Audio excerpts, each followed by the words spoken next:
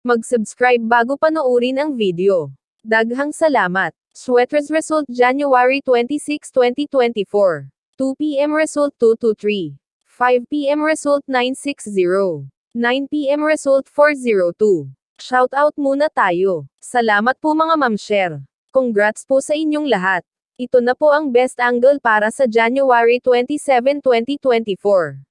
2 p.m., 5 p.m., at 9 p.m. Result angle ngayon 023469. Messing number 1578. Best and pairing number para sa January 27, 2023. Probables combination. Best padakit guide and combo. Best 2 angle. Best 2 angle. Least number. Best double angle. Best double combo. Special number. Maintain 3 days. Hearing and best combination. PM. Hope to win po tayong lahat. Congrats sa mga mananalo bukas. Sa mga hindi pa nananalo PM na po kayo. Good luck. Mga katangian ng 12 buwan at mga maswerteng numero ayon sa inyong buwan ng kapanganakan. December. Positibong katangian. Matalino, may kapasidad upang gumawa ng mga makabuluhang mga gawain. Masigla, palatawa, masayahin, mahilig magtrabaho may pagpapahalaga sa buhay. Mahilig tumulong sa kalikasan upang maging mahaba ang buhay ng sangkatauhan. Malawak ang pag-iisip, mapagbigay, palabiro, hindi sinungaling. Maunawain hindi mapagbigay ng mali siya at hindi nagseselos kung walang matinding dahilan. Kasama sa kanilang personalidad ang matibay na paniniwala sa relihiyon.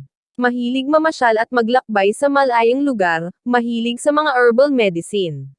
Magalang magsalita at mga tuwiran kaya marami silang kaibigan. Tapat silang makisama at masarap kausap at maasahan sa panahon ng pangangailangan. Sila ay late kung magsipag-asawa. Nais muna nilang magsawa sa pagiging binata o dalaga bago lumagay sa tahimik. Karaniwan nilang inubos ang atensyon sa pamilya pag sila ay nagkaroon. Maraming interes sa buhay at maraming pinagkakaabalaha matalas na isipan. Negatibong katangian. Madalas mabaigo sa pakikipagrelasyon dahil nagiging hadlang ang dami ng kanilang pinagkakaabalahan. Nahihirapan silang ituon ang isipan sa ibang bagay. Ang mga babaeng December ay hindi hilig magtrabaho sa bahay, gusto nila ay equal rights at intellectual freedom.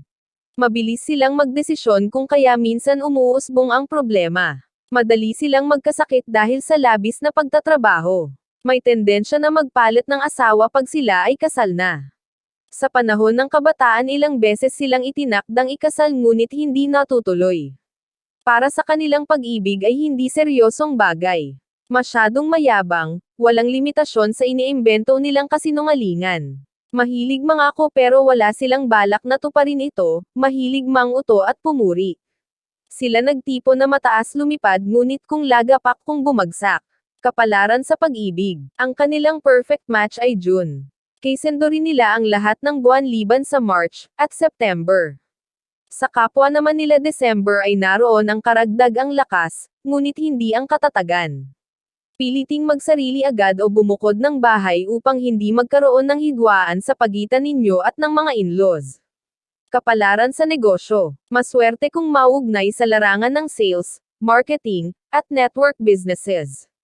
Ngunit hindi iminumungkahi ang mamuhunan o pagbibitiw ng pera. Magiging matugumpay din sila sa larangan ng pagiging real estate, insurance agent, public servant, engineer, guro at manunulat. Madali silang umunlad kung mangingibang bansa. Mabilis din ang pag-asenso kung ang pipiling negosyo ay may kaugnayan sa paglilibot. May kaugnayan sa pagbabukid, fish pond, manukan o piggery, at paghahalaman. Mga maswerteng numero, loto, sweaters, lasto, doubly, at triple. Abangan bukas. Alamin ang iyong swerte ngayong 2024. Nandito na nga tayo sa exciting part. Bagong taon, bagong buhay, bagong pag-asa.